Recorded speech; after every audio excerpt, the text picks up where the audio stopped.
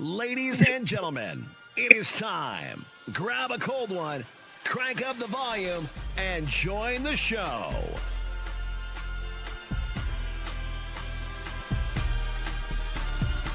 Welcome to NBNR Live.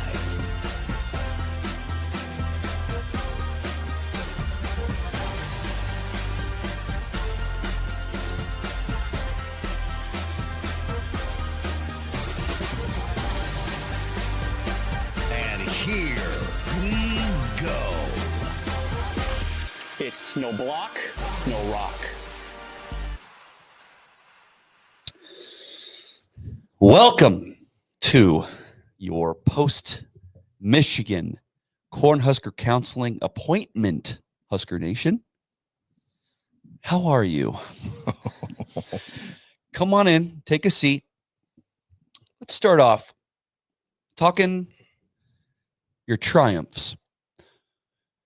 The Michigan game, you play it, it concludes.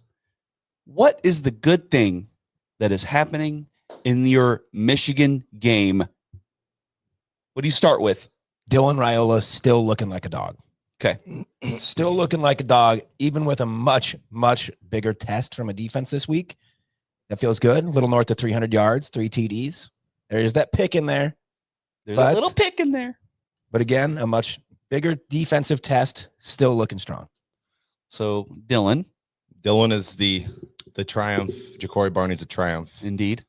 And then not football related, I think Bauer Underground yesterday was a triumph for us. Yeah, they're always a triumph. I think we had a great time at the live show, even though the game sucked per usual. But other than that, I'd say those are probably the only triumphs of the football game. Well, Archie was good. Archie, thank you. Yeah, Give Archie some shine. Yeah. Haven't seen him in a while. Been Hi, a while. Archie. There he goes. Boop. For 56 yards. That's nice to see. He really does have a boot. It's very impressive to watch. I just can't wait till they actually do something with that, because the whole punt team is just running down. They're all gone. And eventually Archie's going to run. So It'd be cool if we maybe saw it yesterday. maybe when we were punting, we were on our own 10. So it was never a good time. Yeah. But All right. I think someday. So let's stick with Dylan, okay? Now, for Dylan, you're going to have triumphs for me, and you're going to have some traumas for me as well. Okay? Okay. So the triumph side, running for his life a lot.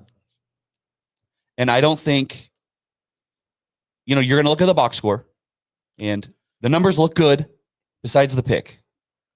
And that came despite a defensive line for Michigan that was working our O-line.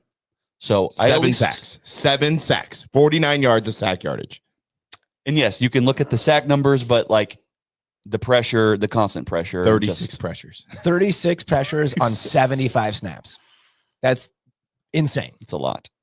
That's why when you said you have some traumas with Dylan, I think Dylan has a lot of trauma from he that does. game. I think, the meme with the 1,000-yard stare, the soldier, PTSD. Yeah. He sees, I think his name is Jyshawn Barham. Yeah. Yeah. Well, there's your triumph, Michigan. If we were a Michigan podcast, there's our triumph. You see number 1 coming, and your eyes get a little wide. It's the Oh, boogeyman. shit, here he comes. The boogeyman's coming.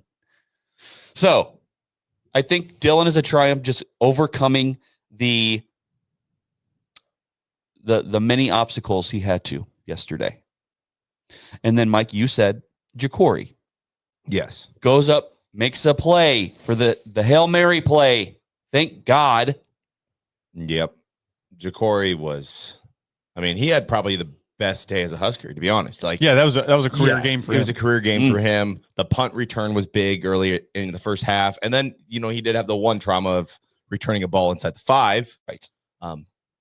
But when he knows he's the only form of pulse on this team, like he was yesterday, I don't blame him for going to make a play. In the moment, I'm like, what the hell are you doing?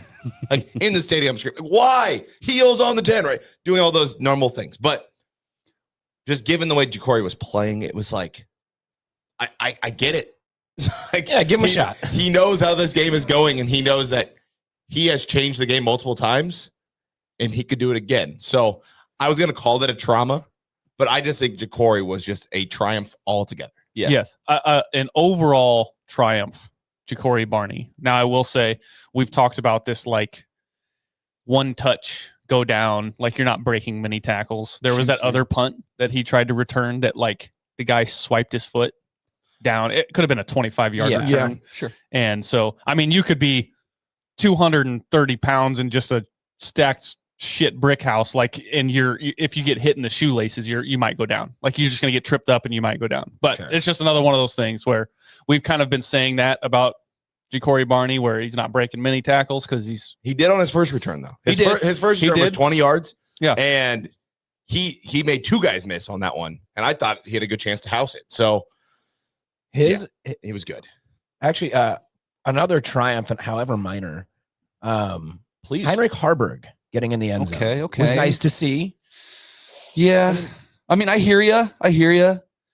But at that point, I didn't care. Yeah, I mean, so, because again, like I was telling you guys before, Huskers.com, their article says, Huskers lose to Michigan by a field goal.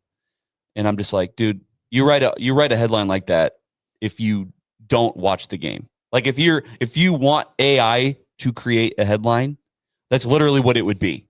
Because they literally lost by 3 points. So AI is just going to say, "Oh, that's a field goal in American football terms." This was not one of those one-loss trauma games. I'm sorry, Husker fans. No. It's going to go down as another one-score loss on the box score. I thought you were going to say you want to write an article with that headline. You write it 3 weeks prior to the game because you already know it's always a one-score loss. Technically, this game, I said Nebraska was lose by 2 scores, and they could have lost by 3 scores, like easily. Okay, now I there's a part of me that just feels like, because I did mention that there's going to be some traumas with Dylan as well, but I feel like you guys need to talk more about the triumphs for Dylan. Like, I just feel like not enough time has been dedicated to that. I just feel like I'm going to start with my criticisms, and then people are going to say, yeah, but he da-da-da-da-da. Yeah, but he ba-ba-ba. So I need you guys to triumph the Dylan train right now. Sure. Okay. So a triumph, just in my opinion, no matter how you look at this game, was there was Dylan, and then there was a handful of players that really were making the plays when they absolutely needed them. Now, this goes back to Cincinnati with the game-winning interception. And then you've also looking at Michigan, where at halftime, like whatever that clock management was, or however they described it, and like just this weird situation, you hit the Hail Mary, and then like to go down by 1 score at the very end of the game, that touchdown to Heinrich Harburg, like that whole drive was really great. There were plays being made when you actually really needed to make them, which is a triumph. Because in years past, I mean, we talked about it. They really could have lost by 3+ scores yesterday. Yeah. And instead, they just kind of kept coming back, making plays. When the offensive line was nowhere to be found, Dylan was still making plays, and people were getting open. There were just things that happened yesterday that you could consider a triumph, because they really did stay in the game, regardless of what we think could have happened 100%. yesterday. Yeah. They stayed in the game. And some of that was Michigan making mistakes, like that taunting call on the sidelines. Yes. That was crazy. But it just, they made some plays to stay in the game and make it a 1-score loss. At the end of the day, it was a 1-score loss. Didn't look like it. It very well could have been a 3-score loss. So that's the way I'm looking at it. Was they still made plays to stay in the game. They got punched in the teeth a couple times, and normally all the previous Nebraska teams would have just folded, and that would have been like a 45-7 game. Yeah, but mental strength. But this team, I think, mentally is a little bit stronger than they've been in the past.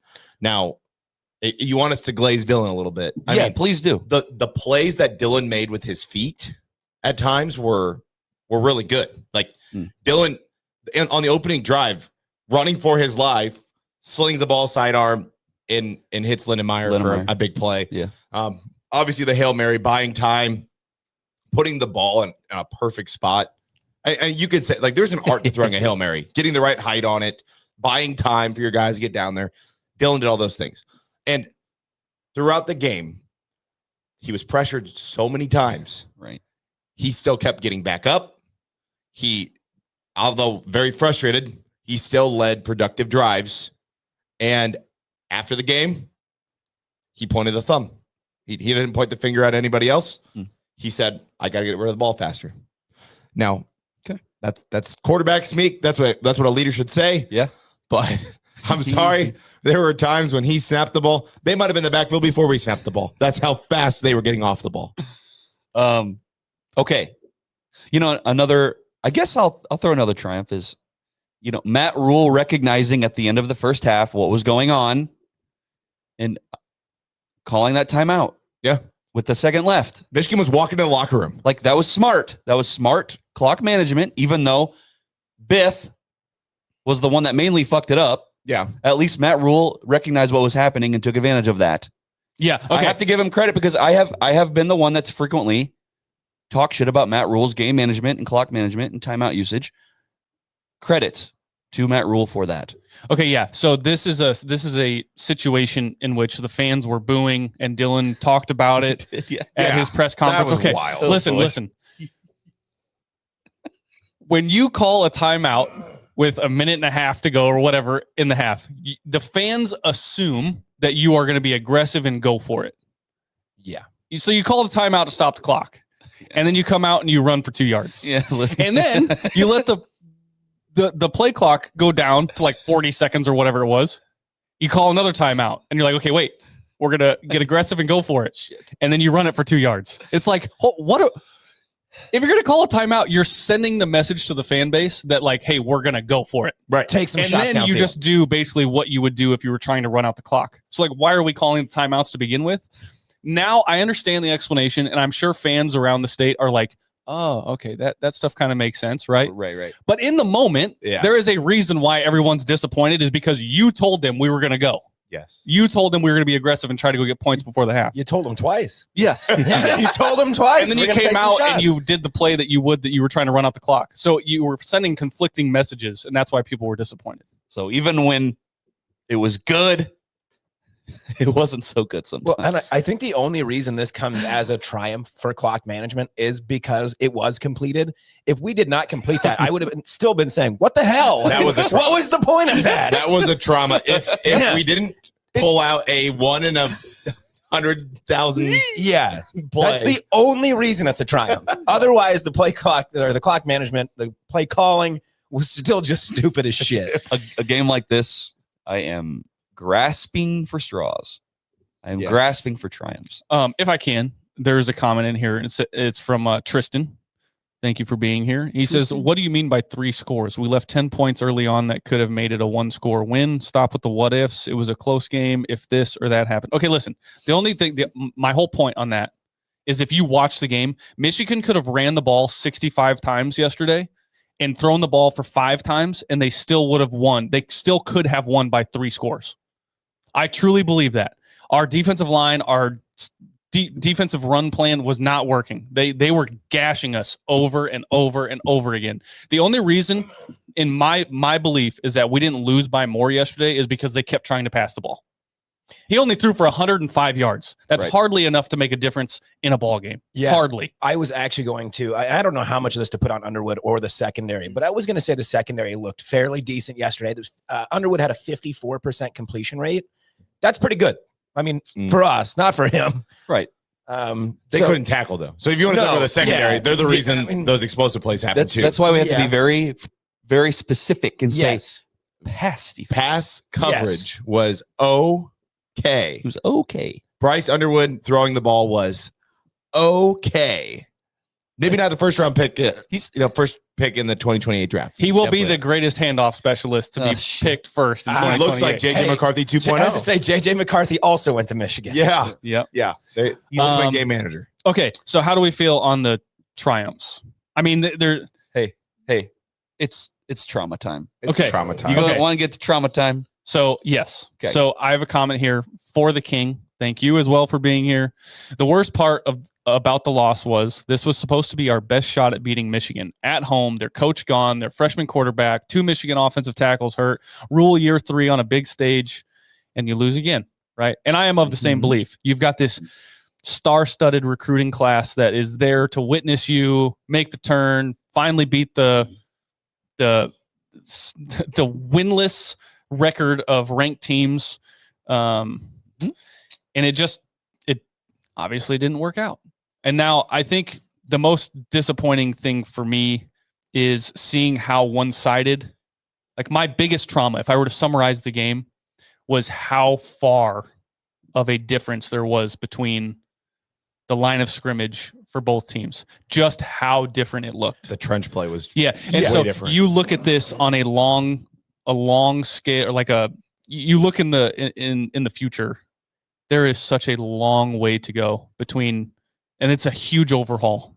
Like, to get to where Michigan is right now, if you're looking at Matt Rule winning big in the Big Ten on the national scale, there is such a long road ahead of us. Well, that's where it gets to that commenter before saying, how can you say 3 scores? How could you say that?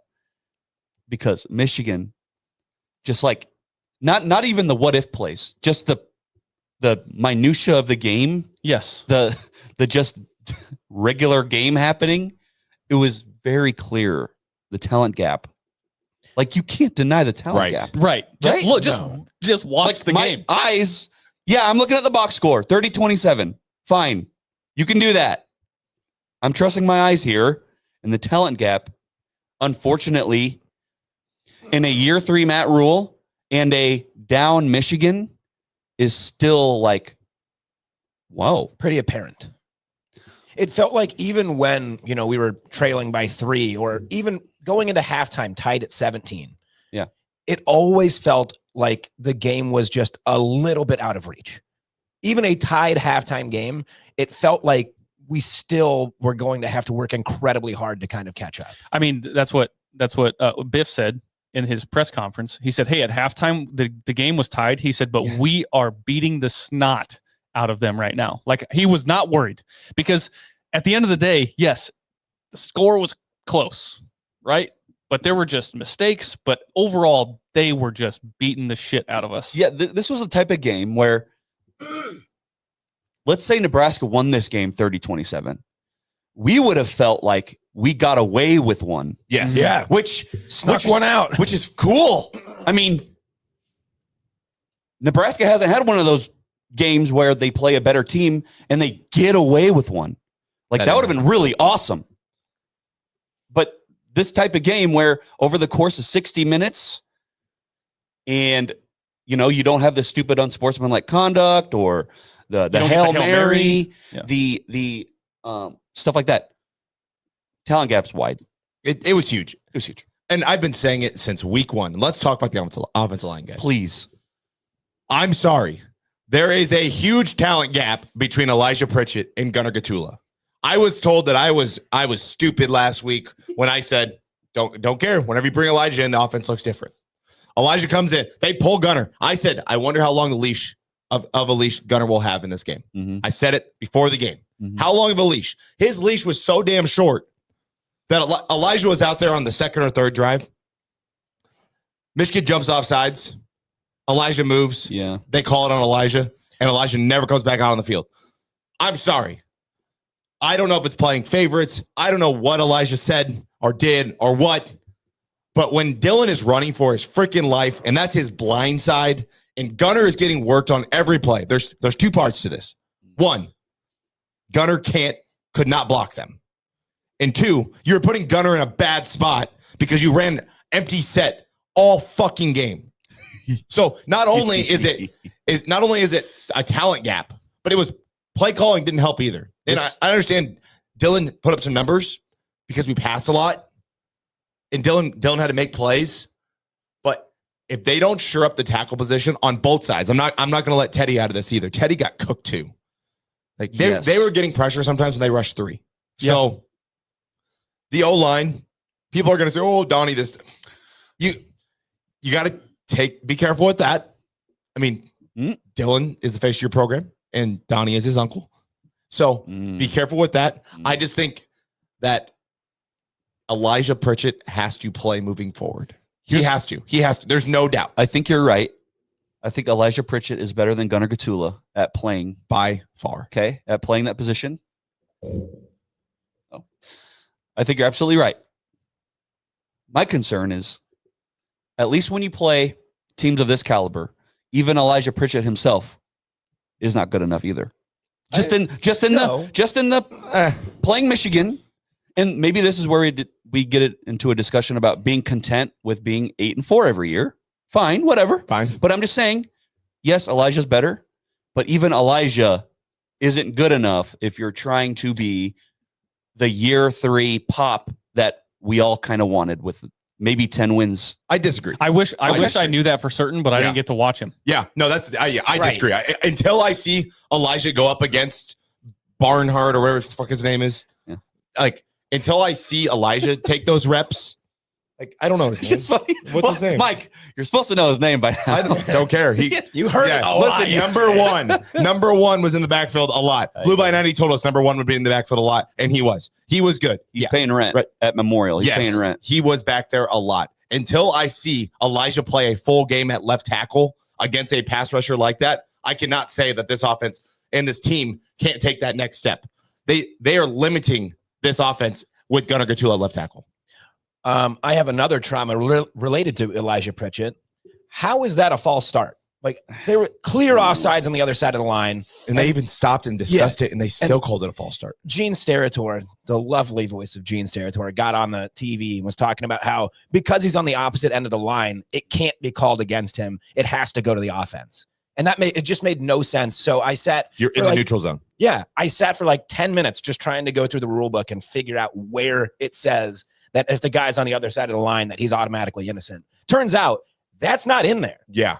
Like that was very clearly an offside. You're coached if a team jumps off into the neutral zone, to move to get the penalty, right? And maybe Teddy should have done that. Maybe that's a trauma. Teddy should have jumped, right? Right. Jumped and pointed. That's what they do in the NFL. If Gene Steratore's right. Gene's not right. Gene is not right. I'm sorry. Yeah. If you want to go by the book, like Connor just said, he's not right.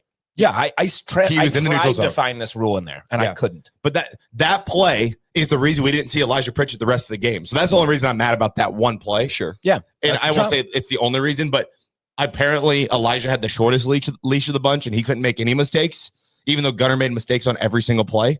So accountability, culture, all those things, I'm starting to scratch my head on a little bit. Just saying. I know it's tough to say for sure because we're not in that locker room. You know, all you can do is go based off what we see, and he's getting yanked after one mistake. Crazy. So maybe EP is just a nuisance in the locker room, and we don't know it. And who knows? But just offensive line overall, though, dude. Like when you run for 43 yards. You can't run the ball. That is year in year, Donnie, this is a position group that we were excited about coming into the season. That was year 4. That was the hyped position group out of the whole team. Indeed. Yep. Was the offensive line. They're going to be so good. They're veteran offensive linemen. They're all put together. You've got Rocco Spindler in there. You just brought in Pritchett. They're going to be good. Year 4 of Donnie. And I think maybe some people, if they're still in their feels and their emotions, they probably want to get rid of him. And I think Dylan's probably going up to him going, come on, Unc. You're going to get me killed, Unc. That's what that ball slam was when he was slamming on the ground after he got sacked every freaking time, 7 times. Yeah. He was slamming the ball on the ground. Come on, family. That's what that means. Like, come on, Donnie. Figure it out. Hey, Uncle, do you hate me? Hey, Dana. This is the first time we might be questioning Dana. Mike, you already alluded to it. Hey, Dana, why are you running an empty set?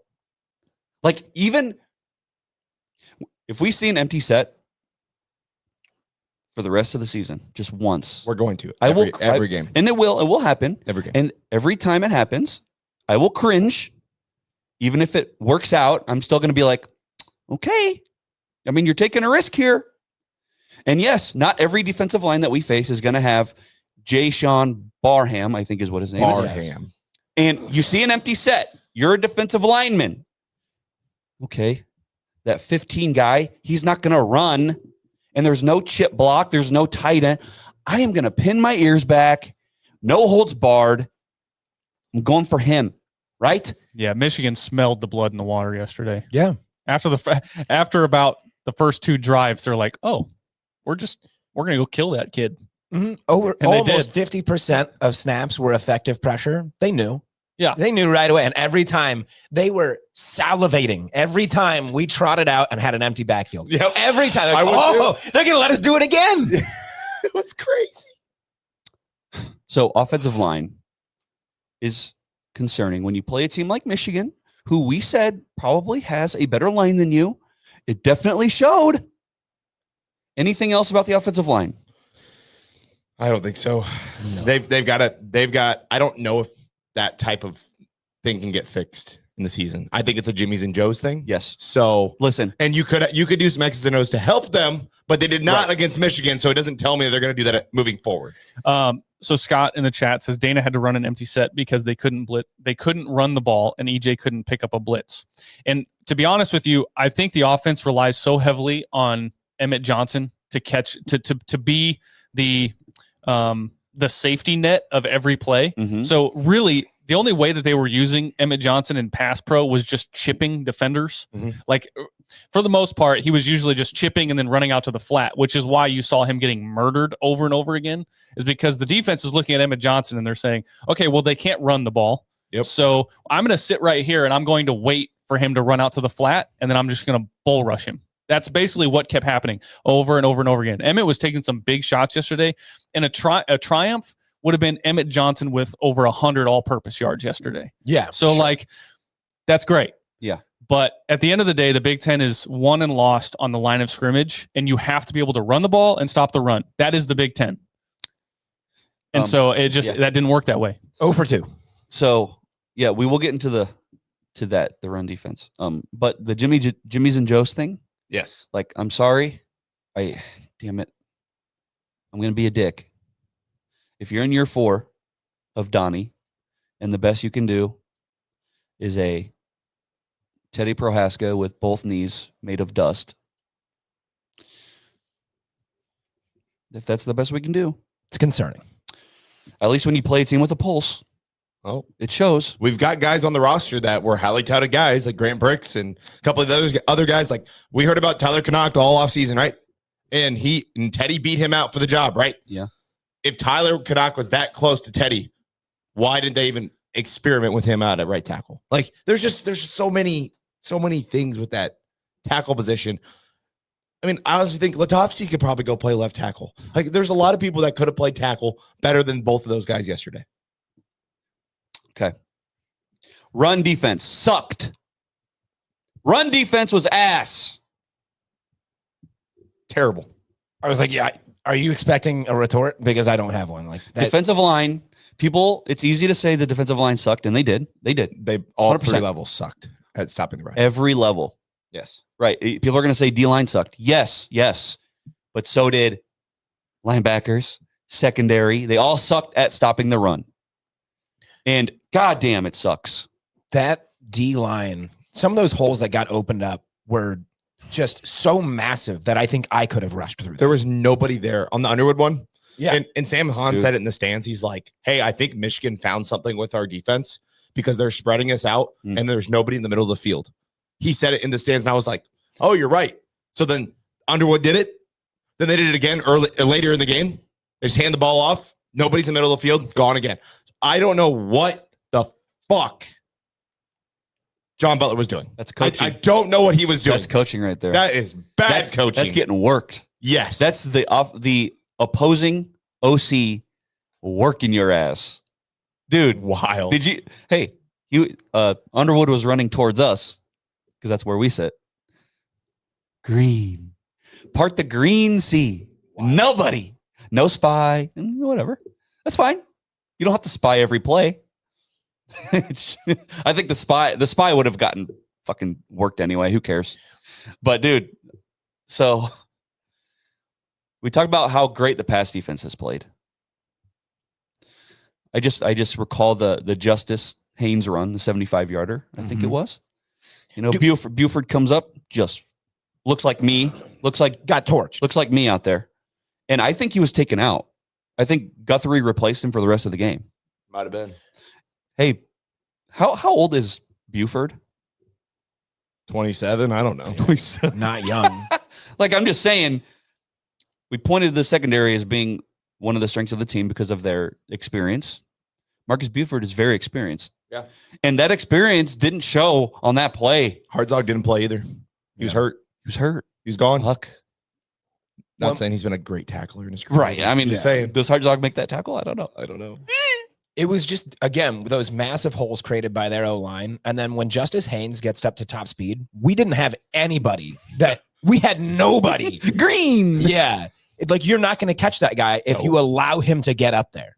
Wow. And he just repeatedly did it. The trauma for me, again, this is just like an overarching summarization of what happened yesterday, was everyone in America knew, stop the run.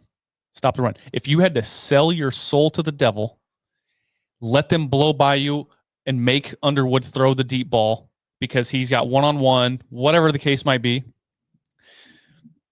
you had to stop the run. So if that meant loading the box on every single play, that's what you had to do to win the game. And it would have been worth it. And everyone in America knew. Every person that talked about this game said it's about stopping the run for Michigan. Yep. And the fact that that Underwood run, Untouched. you were rushing 3 and he just untouched runs for 35 yards. And it's just, that is what just kills me about yesterday, was that everyone knew you had to stop the run. If that meant loading the box on every single play, that would have won you the game, because that's all they had. Yeah. They told us what they were going to do. Yes. They showed us Everyone in the first knew. 3 weeks. They showed us what they were going to do. And we were like, got it. Let's maybe not try stopping that. I think they tried. Yeah, they were so not very unsuccessful. effective. Yeah. We said going into the game, we're like, Nebraska will win the game if they stop Michigan running the ball. If Nebraska does not stop running the ball, them from running the ball, they are going to get their ass kicked. Indeed. And they got their ass kicked. Only by 3, though. Only by three, technically. By a field goal. We lost by a field goal. You know what's crazy about that 3 points, though? What? I told Kyle this when I walked in. If Nebraska got that onside kick, which was a dime of an onside kick. It was a very, Right. there's a triumph. So it for was like a that. jump. There was- It was like a jump ball for Carter Nelson to go up and get, instead of somebody actually hitting the guy that was going to catch the ball. Carter Nelson's supposed to jump and grab it. Cool. Perfectly executed onside kick. Kicks it up in the air perfectly. But I have a feeling if Nebraska gets that onside kick, they probably win the game. And we're having a different conversation. We're like, wow, we suck, but we won somehow.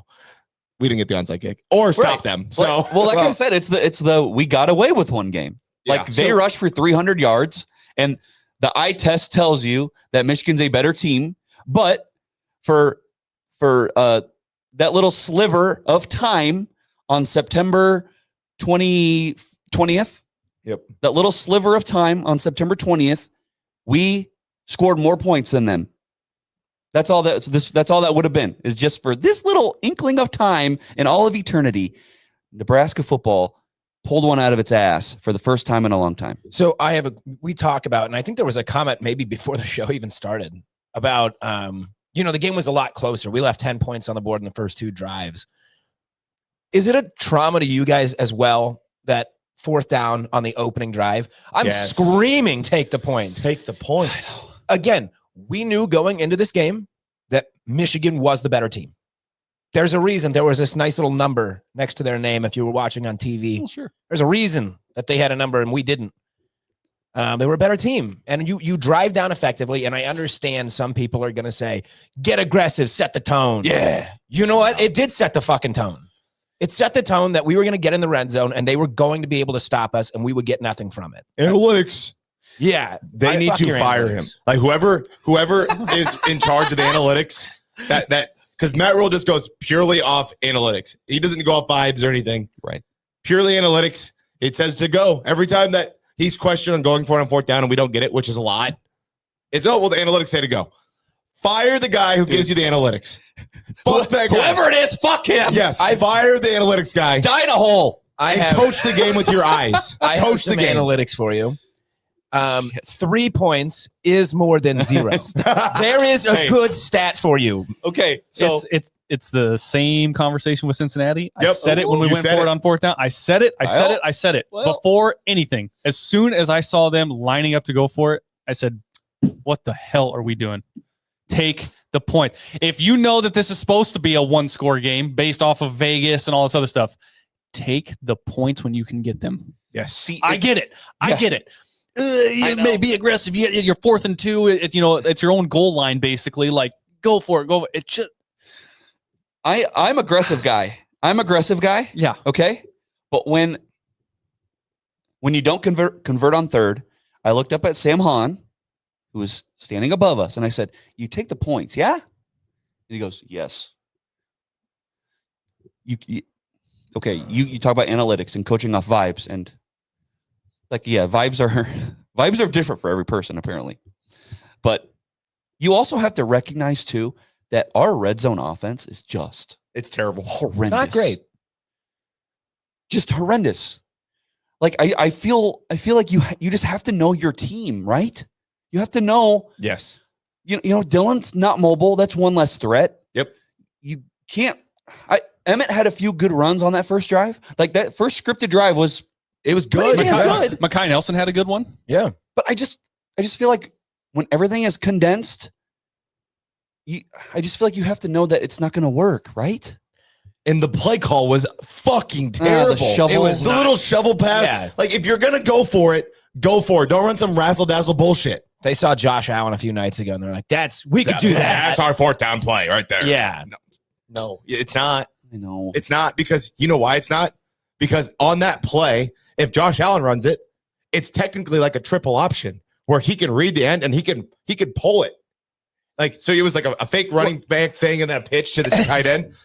There's an option on there too that the quarterback could pull it if he had to go get the yards. Yeah. Dylan Rella isn't Josh Allen. Well, and the other thing is, at least they worked it to the outside. They got it nearly to that corner. Yeah. It looked like we were just trying to go straight through the back Yeah. end of our line. What the fuck are we doing? What are you thinking? It was such a bad play call for the situation. Not only should you have taken the points, but the play call was absolutely terrible. And listen, Dana. there's going to be somebody in the comments that's going to say, well, Michigan didn't get any points off of that next drive. the next drive. That doesn't matter to me. You know what I didn't get off the first drive? Points. Neither of us got points. Because listen, you get those 3 points. Now, granted, it changes the game because then, Sure. Michigan starts on the 25 because they weren't returning anything. And then, things play out differently, the butterfly effect. Yep. Sure. But when you're looking at it, as it sat right now, is that you have the opportunity to be up by 6 points because then you miss the field goal the next drive. Yep. Yeah. So when you lose by 3 and at the very beginning, you say, we don't want the 3, we want to go for the 6. That's the shit that I'm talking about. It was supposed to be a one-score game. It was a pick'em game. And what I mentioned that comment talking about all the different things, right, that were kind of stacked for us to win this game. You have to play the smart game. You have to play for the points. Yeah. And it just, I don't know. That is just a huge trauma for me. That's 2 times this year now where I'm like, play smart. Yeah. Punt when you're at the 45-yard line against Cincinnati. Take the points when you're on the 6. That's a chip in. That should be an automatic 3. Just frustrating. When they lined up to go for it, I was like, okay, maybe we're too close. They're just going to take a delay a game, make it a little bit easier on Cunanan. It's like, I don't know, maybe that's too close of a kick for him. And then when we actually snapped it, I think I unleashed a string of F-bombs that will never break. I'll never break that record. Fuck. Yeah. So I don't know. People will always say it's revisionist history and everything, but just I'm telling you, in the moment, I'm watching this stuff and I'm clearly just like, dude, you got to take the points over somebody that you're a ranked opponent that you're trying to beat. You have to take the points. Yes. Yeah. Like, okay. Like my overall trauma for the offense, we talk about how the O-line might be okay against not good teams, but when you play a Michigan, it shows, right? The talent gap. But on offense, my trauma overall is there needs to be 100 things that need to line up perfectly for you, right? You need 100 things to go perfect for you in succession in order for you to score a touchdown. Yes. You need good. Like, meanwhile, Michigan can hand the ball off to Justice Haynes for 75 yards, flash. 54 yards, flash. 32, boom. Like, we need 100 things to go right in succession for us in order to get points on the board. And that's so hard. I hate that. I hate that identity, man. I hate it. That was my point. Yeah. At the tailgate, I said, you need like 2 explosive plays Yep. to match to win this game. Mhm. And in the first half, there were 2 explosive plays. Hail The touchdown to Ja'Cory Barney and then the Hail Mary to Ja'Cory Barney. Yeah. And those were your 2 explosive plays, and you were tied at the half. And then what happened in the second half? Zero You had explosive shit. plays. 0 explosive plays. Yeah. And it just sucks because if you don't get the explosive play, like, this offense can move. They can move 80 yards. They can move 90 yards. But it's those last 10. Like, that's why we need the explosive plays, so we don't get stuck in the red zone. Because once we get stuck, we can't do shit. And then we go for it and we don't get points. Right. Stop going for it on 4th down. You're not good. You're not that guy. You're not that guy. You Actually, know, well, that's So we did. Mike. Oh my God. We did convert 2 out of 3 on 4th down yesterday. So You're not that guy. no, I agree with you. Yeah. But you know You're the not one that that the one that really matters is the one where we could have got points. If the other 4th and 2 3, I don't care. You're not. No. Mike. Maybe you heard me yesterday. Maybe you did. I don't know. I don't think so. So that 4th down where we go for it. Yeah. Okay. Before the Lindenmeyer shitty shovel. Okay. Yeah. You know, you see Dylan doing the Lamar Jackson, you know, let's go. Come on. I go, okay, if you're gonna fucking call for it, get it then. Right. You're trying to be that guy, right? Yeah. Come on. Okay, fucking do it then. That's what Beat Michigan then. But you can't do it. Okay, I'm sorry. But that is again what I said about Cincinnati was that 4th down, instead of punting, Dylan's out there and he's saying go go go go go go go. Come on. And so Matt and Dana are like, let's go. Hey, Dylan, you can't run, dude. You're not a threat down there. We're taking the points. Take the points. I know. It's Points are precious. It's all hindsight. We never said this in the moment. We totally fucking did. Yeah, we did. But take the points. It's the Big Ten. And here's an alternate reality. You know, the shovel pass to Lindenmeyer, it scores a touchdown.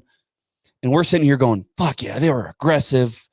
But you just have to know your team, right? it would be one of those things where I would say, hell yeah, we got a touchdown. Also, that was really fucking stupid. Also, we got away with one. Yeah. We we should not have got that. Yep. And like, cool. Like, let's get away with one every once in a while. Something we haven't done in 20 years. Let's get away with one. Let's I hate to steal it. Let's kick them in the groin for once. Yeah. You know, why can't luck be on our side? We've gotten so many bounces, man. We get so many bounces and we don't take advantage of them. Speaking of bounces, Go on. that punt bounce backwards was That was wild. awesome. That was awesome. It was like 15 or 18 yards and it just sailed over everybody.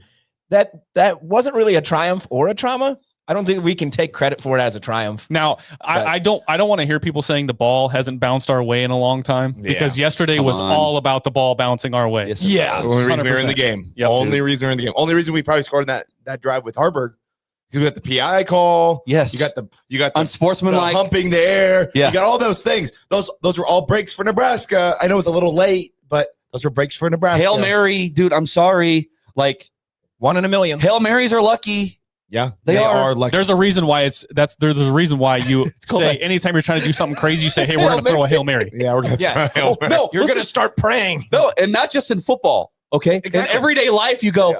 I'm going to do a Hail Mary, and that's a general life term for doing something that might not work. That probably Almost won't work. certainly won't work. Probably more, but it did. It worked great. Like Mike goes into the Tesla dealership and goes, I'm going to do a Hail Mary. I'm going to buy a Tesla and hope it doesn't blow up. Yeah. Hey, it Or I hope someone doesn't slash my tires. hasn't blown up yet. You want to hear another trauma? And this was really short. Running out of the end zone and catching a touchdown. Oh, Isaiah. Like that's yeah. another thing that could have changed the game. It really could have. It would have put you within a score, We right? would- Because they were down 10 at the time, right? Could have changed the game. Yes. Yeah. Yeah. Momentum, all these things. Hey. And people are gonna blame the way the end zone. Yeah, is the painted. red end zone. Yeah, why are you blaming it? There were still white lines. Like he still ran right out of the end zone. Yeah. I don't get that. It's just sucked because he wasn't even pushed or anything. Nothing. No, nobody was near him. He was wide open. Yeah. And Dylan saw him and he threw it to him. Like, He ran it was like a loop. It was like a Yeah, he takes like 2 steps out of that white, comes right back in. if you told Isaiah, hey, your route is the St. Louis Arch. That's what you're gonna do. The St. Louis Arch. Yeah, it was kind of strange watching it back because it was like, yeah, you had him beat regardless. Like you just kind of you had him on the slant. You had him beat, but then you just kind of took this weird like. Yeah. It's not like you push him from behind. Now, I mean, and again, like this is all just little stuff, but that's what it comes down That's to. what good teams do. Yep. Little They don't do those things. stuff. And these are the little stuff. I mean, we say little, but it would have been a touchdown. Yeah. But these are the little stuff where you pull one out of your ass against a better team than you. You have to do the little things. But the reason why you lost is because ultimately, just bottom line, like, yes, they are better than you, but particularly where it matters most, which is where? The scoreboard. Position wise? Quarterback.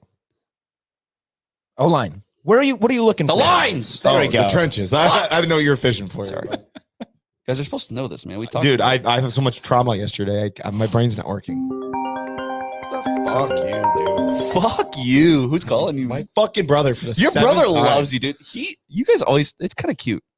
God, Like, so fucking It is. okay. So my trauma with Dylan is I just feel like, got to be careful here. He's a good quarterback. He is. Yes. I just want to say that first before anyone fucking freaks out in the comments or calls me a hater. If he has all day, he's good. He's really good. Most competent quarterbacks are like that, though, you know? And damn it. Here's the thing, though. Whenever we play a team with a pulse, you're not going to have all day. You know? So that's just what gives me a little bit of hope is every team that we play from here on out, sans Penn State, except Penn State, they're not going to be as good as Michigan on the lines. So that gives me a little bit of hope. Yeah. But if you don't have all day, Dylan, we struggle a little bit. Yes, he evaded 1 sack in particular. That was kind of cool. That was cool. He's a big boy. He's hard to bring down sometimes. He's a big boy. Mike. I just, I hate to say it, but like when you get in the red zone, do you consider putting Latif in? No. Not in that game. And, No, and it's just here's not the at thing. all. And He's your quarterback. He's faced your program. He's not seeing the sideline ever. I know. It's not happening. it would be. And Listen, shouldn't. He shouldn't be. Yes.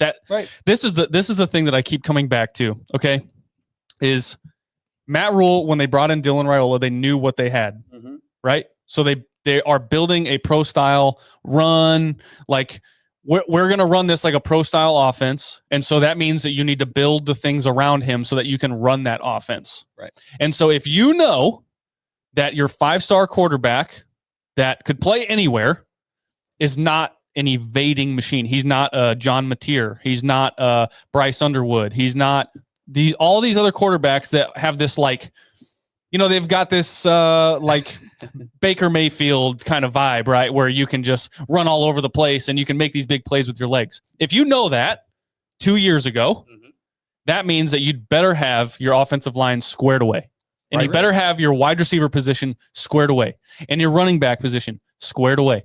Because when there's pressure and you're playing these Big Ten teams that have all-American defensive ends and linebackers, you're going to be in trouble because your quarterback can't just run all over the place and make these huge plays with his legs. So this whole conversation around TJ Latif can run and all this other stuff, that is not Dylan Raiola or TJ Latif's burden to bear. That is the coaching staff's burden to bear because they did not set up this offense for success, knowing what they had at quarterback and how they wanted to run their offense. You're so right. the offensive line had to have been buttoned down and the support staff buttoned down for Dylan Raiola. So yeah, you're absolutely right. And no, I threw that question out there, but I do not think that they should throw Latif out there for red zone offense. Okay, I would rather I would see hate Harvard. to. I would hate to resort to gimmicks. I would hate to resort to gimmicks. Now, if the gimmicks work, then do the gimmick. But you're right. Not every quarterback is Lamar. Okay, so you need to set Dylan up for success. A guy who won't run, can't run. You're going to have to build your team around that. Mhm. And you knew what you were getting. Yeah. Yeah. Now, again, this rears its ugly head against Michigan. Does it rear its ugly head against Minnesota? Maybe. Maybe. We'll find out. That's the real question. Michigan though. State, like, is Michigan State going to be as good rushing the passer? No. As Meat Chicken? No, I don't think so. You wouldn't think, right? I don't think so. I think, like you said, Penn State's the only other team left on the schedule that's going to be as good or better. So I want you guys to get comfortable with being Iowa. Okay. Like, I'm just saying, a lot of people, no, fuck that. 8-4. I think you have to, like, Iowa, whenever they play better teams, except for 2017 Ohio State. Do you remember that when they fucking just blew the doors off Ohio State that year? Like 55-24. But most of the time when Iowa plays Ohio State or teams like that, they get blown out. But they don't ever schedule them. They don't ever get them on their schedule because when they do, they lose. But Right. they get to avoid Ohio State. well, whenever every time. Well, whenever they play in the Big Ten championship game, we know what's going to happen. Yeah, they're They going to get get- their ass kicked. Fucking thrashed, right? And again, like, yes, Nebraska got thrashed yesterday. It didn't show on the scoreboard. But I think you just need to be okay with 8 wins. And I'm cool with that. And that's why I'm not too mad about this game. Because, yes, Michigan is the better team.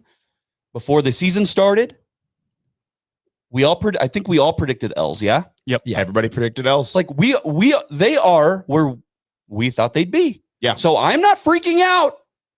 I'm just a little mad because I went to the game and I had a little bit of hope for fucking 5 seconds. How dare me have hope that something nice might happen?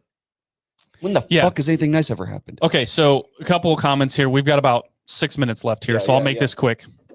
Okay, so BA is in the chat. He says the fact we have to preface everything with "Don't come after me." He's still awesome when talking about Dylan Sure.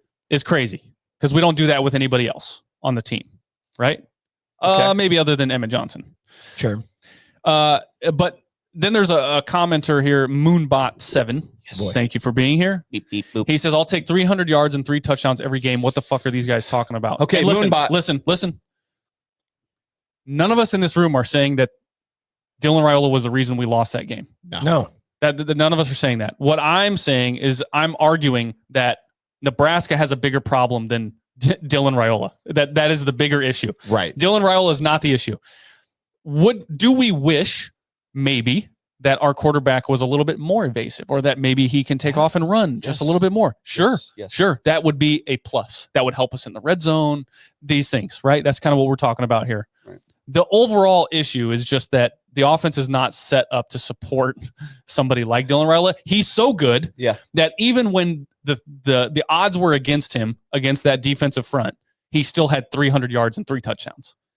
Like, the weakness that showed yesterday makes Dylan's weakness more glaring. That's all. Yes. Right? Yeah. But now, Moonbot, we can get into the He probably got here yardage. late. If you want to look at the box score, fine. Hail Mary, 52 yards. Fourth quarter, Michigan is content with you doing what you were doing. Yeah. Like, yeah, you had 300 yards. Blew by 90. Gives people shit about this, right? If you want to be the box score watcher, have at it. Okay? But We called if Dylan you a triumph. watch the game, We called Dylan a triumph. Moonbot probably got here late. We went through and talked about Dylan being a triumph. Moonbot, For a while. Moonbot, get to your appointment on time. Show up to your appointment on time. 10 o'clock. 10 o'clock. Because then you lose context. It's fine. Yes. That's why we do. Hey, we do this, and that's what happens. We get people commenting, and we appreciate it. We love you. We love it. We love Moonbot. Yes. Yeah, I think the overarching kind of message here is that all 4 of us, regardless of the Kool-Aid we were chugging at the beginning of the week when the vibes were high. And listen, Nebraska had a very real chance of winning this game. At some point, something could have gone a different way. A different decision could have been made. They lost by 3 points. It's a ripple effect, though. Yes. They get that 3 points. Who knows how Michigan, they got punched. Who knows how they come back? I don't know. Right. So that's what I'm saying is that leading up to the game, we did feel that, look, Vegas felt there's a chance Nebraska wins this game. There's a lot of things stacked against Michigan. There were some things in our favor that game, and it could have happened. We lost by 3. That is the end result. We lost by 3. Now, at the beginning of the year, I looked at the rush effectiveness of each team that we play this year, and that went into a series of factors that I said Michigan would win this game. Mm-hmm. And guess what? That's exactly what happened. Their rush effectiveness won them the game, and I still have Nebraska going 8-4 for the rest of the year. Yep. Not a whole lot has changed for what everyone's goal was at the end of the year, was progress, and we all kind of agreed 8-4 would be progress. And so right now that goal is still ahead of Nebraska. And I do still think it is achievable. I think we can sit here and we can say that Nebraska is a better team overall. Right? I think that's okay to say, right? I mean, than last year? Yeah. Oh, yeah. I think so. Nebraska's gotten better. Yes. You know, they're just not there yet. They're just not there yet. Whatever there is. Beating a down Michigan team, they're not there yet. Like, is their playoff? Like, is their CFP? Is that what that is? I think we're still in the building block of progress, right? Like, Yeah. we talk about progress. I know, but Last year we went 6-6 plus 1. Yeah. If you want This year we need to win at least 7 to be progress, right? Yeah. So And then we if need 7 we're plus 1. looking at an ultimate like finish line of what like being there is, yeah, I'd say playoff. There is playoff. Yeah. Yeah. Okay. So there's 9. I think there is. You could get into the playoff winning 9 games in the Big Ten. Not every year, but certain occasionally. years you could find a way to make the playoff going 9-3. And like, here's the thing: Bo Pelini got blown out in games like that all the time. Indeed. You can say what you want about what happened yesterday, but Bo Pelini would have lost that game because it was a big game. So sorry, big stage. Bo would have lost that game too. Mike Riley would have lost that game. Scott Fuck would have lost that game. No Nebraska coach since Frank Solich, who we saw, would have probably won that game. Oh, Frank. Yeah, he was walking by us, And getting out of the stadium. Hi, Coach Solich. Hi, Frank. I did it. No, I said, Coach. I showed respect. You did. You said I Coach showed Solich. reverence. I said, Coach Solich. Give him a little head nod. Hey. Yes. Hey, just a little guy. We would have lost that game. Just a little guy walking. But we're gonna talk about Michigan, this game and Michigan State for the next 2 weeks because we have a bye week. God damn it! Yes. Do we like a bye week or what? No. At least for It bums me out. Yeah. I guess it's kind of nice, like when the teams were really bad. It's kind of nice when you could just enjoy Get a football. break. Yeah, right. And Yeah. Saturday on the couch. Yeah. Not have a heart attack. You could say Nebraska had 2 bye weeks back to back. Yeah, kind of. You know, Akron Yeah. and Houston Christian. Yeah. Glorified practice. Okay. We're good. I think we're good. I think we're done. All right.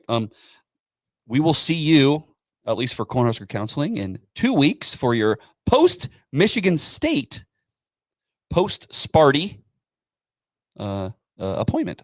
Yeah. Make sure you follow us. Go follow us and be on our podcast. Thank you, Mike.